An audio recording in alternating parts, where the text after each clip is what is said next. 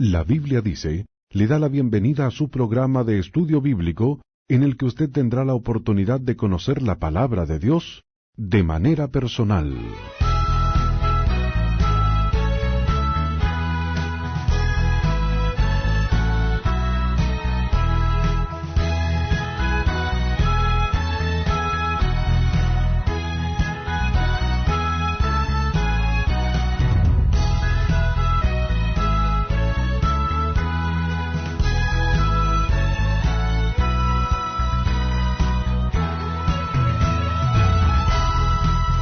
Bendiciones para nosotros contar con su sintonía, amiga, amigo oyente. Reciba también una cordial bienvenida al estudio bíblico de hoy. Este es el mes de las cartas. Necesitamos saber sus comentarios acerca de este programa. Escríbanos a La Biblia Dice, casilla 1708-8208, Quito, Ecuador. O, si prefiere, escríbanos un correo electrónico a la siguiente dirección: labiblia@labibliadice.org. Todo en minúsculas y sin espacio entre palabras. Dentro de la serie titulada La familia auténticamente cristiana, en esta oportunidad vamos a continuar tratando el tema de la sumisión de la esposa.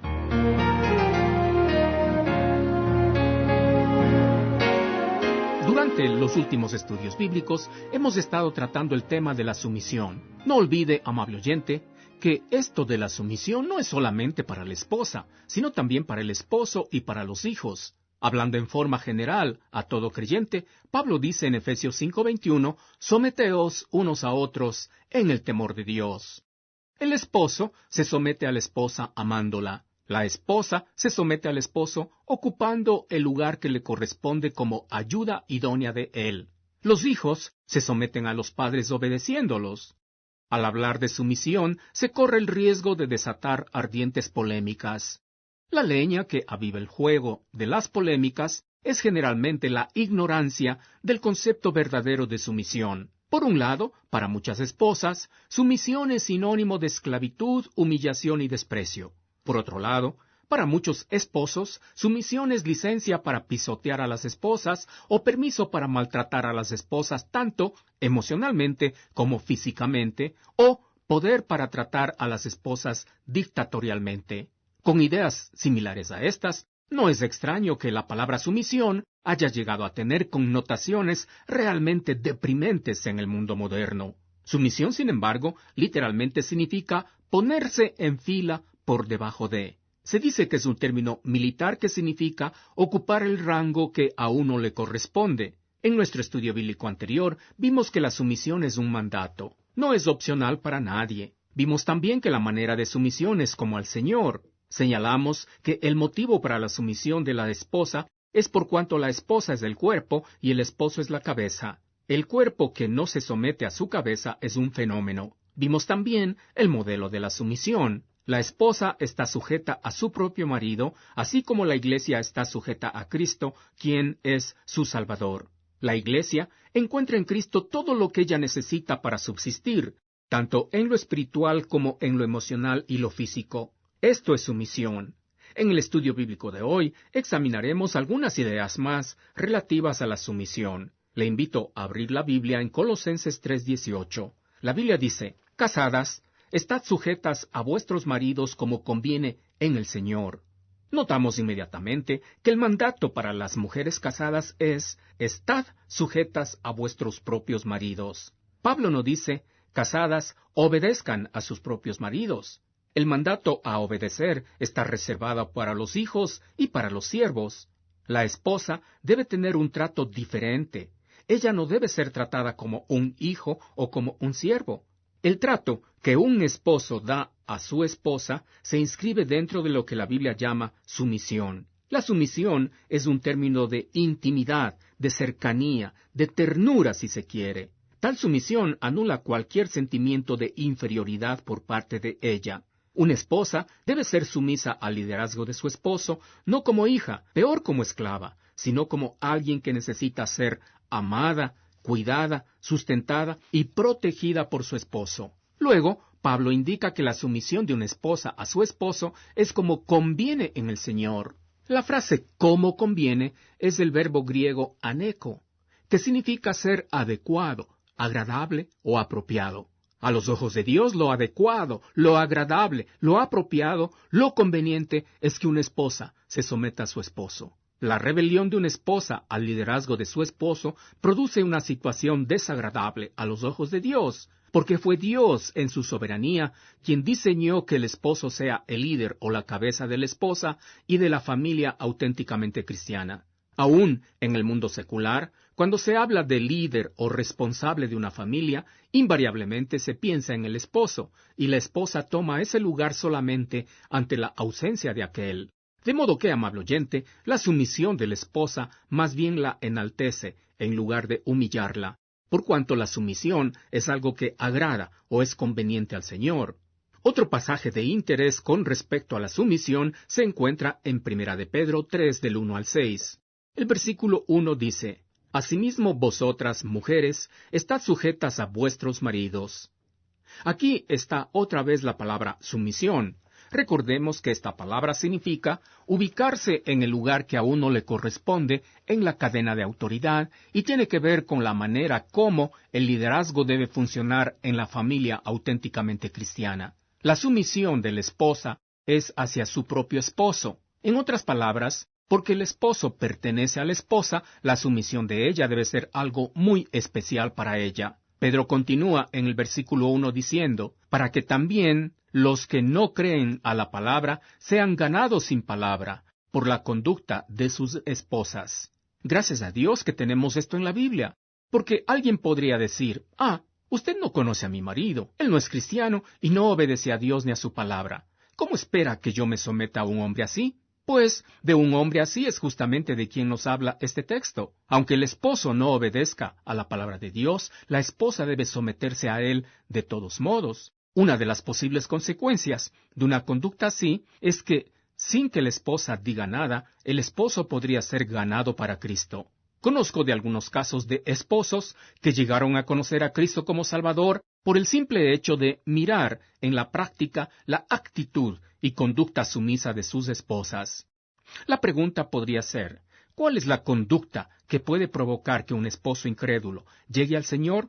Pedro dice en el versículo 2, considerando vuestra conducta casta y respetuosa. Una esposa debe mostrar respeto a su esposo. No solo su vida debe ser casta, es decir, de actuaciones puras, conducta pura y vida pura, sino que también debe tener un sentido de admiración a su esposo. Cuando una esposa admira a su esposo, cuando lo respeta y su conducta es casta, esta actitud se manifestará en sus actuaciones externas. El versículo 3 dice, vuestro atavío no sea el externo de peinados ostentosos, de adornos de oro o de vestidos lujosos. El mundo está tan preocupado por lo externo que la apariencia externa se ha convertido en lo más importante de la vida. Una esposa que solo se preocupa de lo externo está violando las normas bíblicas, porque una esposa sumisa jamás intentará atraer la atención hacia ella misma. En lugar de ocuparse mucho por lo externo, el versículo 4 dice, sino el interno, el del corazón. En otras palabras, no trabaje en lo exterior, sino en lo interior. Esto, por supuesto, no significa ir al extremo de descuidar totalmente la apariencia externa, sino más bien que la apariencia externa refleje la belleza interna. Una actitud de esta naturaleza producirá lo que dice el resto del versículo 4, en el incorruptible ornato de un espíritu afable y apacible que es de grande estima delante de Dios. En el versículo 5 se nos da un ejemplo para entender el principio de sumisión, porque así también se ataviaban en otro tiempo aquellas santas mujeres que esperaban en Dios, estando sujetas a sus maridos. La santidad siempre ha sido el más caro anhelo de toda mujer piadosa, porque esa es la única manera de agradar a Dios. Una de las áreas donde mejor se manifiesta la santidad en una mujer temerosa de Dios es en la sumisión a su esposo. De esposas así es de quien nos está hablando el apóstol Pedro. Pone el ejemplo de Sara. En el versículo 6 dice, como Sara obedecía a Abraham llamándole Señor. Señor con S minúscula, en este versículo es un término de respeto. Sara está manifestando el profundo respeto que le inspiraba a su esposo Abraham. Y no vaya a pensar que Abraham era el esposo perfecto. Nada de eso. Abraham tenía sus defectos, y algunos muy serios, pero a pesar de eso, su esposa Sara le miraba con respeto y admiración. Luego continúa diciendo el texto, de la cual vosotras habéis venido a ser hijas si hacéis el bien sin temer ninguna amenaza. ¡Qué interesante! Abraham es conocido como el padre de la fe. Sara es conocida como la madre de la sumisión y la madre de todas las esposas sumisas. Cuando una esposa se somete a su esposo, así como Dios ordena, no debe sentirse amenazada en lo absoluto, porque siempre estará gozando de la bendición y protección de Dios. Muchas esposas se sienten amenazadas por los posibles resultados de una sumisión incondicional a sus esposos. Piensan que a lo mejor sus maridos van a abusar de ellas, piensan que van a perder sus derechos, piensan que van a ser criticadas por otras mujeres, piensan que se van a sentir miserables. Pero no debería ser así. Sara se sometió a su esposo Abraham sin temer ninguna amenaza. Sara confiaba plenamente en Dios, y Dios había ordenado que se someta a su esposo. Sara confiaba plenamente en Dios, y si Dios había ordenado que se someta a su esposo, Sara lo hacía con gusto, dejando los resultados de la sumisión con Dios. Dios jamás va a traer algo malo a la persona que obedece su palabra. Si usted es una esposa, usted debería tener la misma actitud que Sara, amiga oyente. No es fácil someterse a su esposo. No olvide que muy dentro de usted está ese innato deseo por dominar a su esposo. Pero una mujer piadosa vence ese deseo mediante el poder del Espíritu Santo y se somete a su esposo, aun cuando el esposo no sea muy espiritual e inclusive aun cuando el esposo sea incrédulo. El mundo aconseja a las esposas a que se rebelen contra el liderazgo de sus esposos para así sentirse realizadas como mujeres.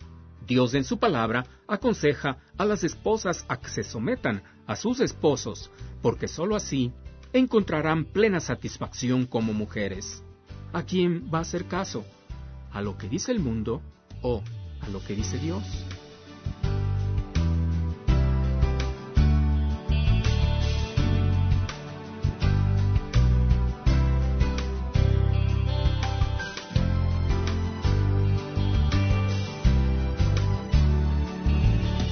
En el día de Pentecostés, en el cual los apóstoles y los 120 hablaron en lenguas, a mi entender eran lenguas humanas.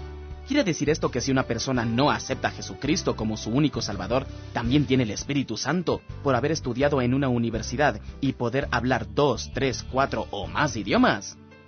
Visite nuestra página web y en la sección que dice Pregunta del Día hallará la respuesta a esta inquietud. Nuestra dirección es www.labibliadice.org. Ha sido un placer estar junto a ustedes y le esperamos en nuestra próxima edición.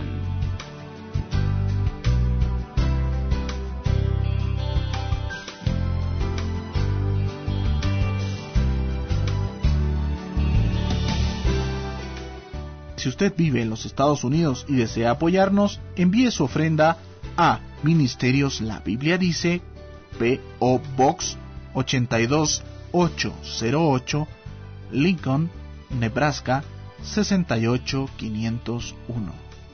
Bendiciones. La Biblia Dice presentó su programa de estudio bíblico. Si desea comunicarse con nosotros, hágalo visitando nuestro sitio en internet www.labibliadice.org o escríbanos a La Biblia Dice, casilla 1708-8208 en Quito, Ecuador. Gracias por su gentil sintonía.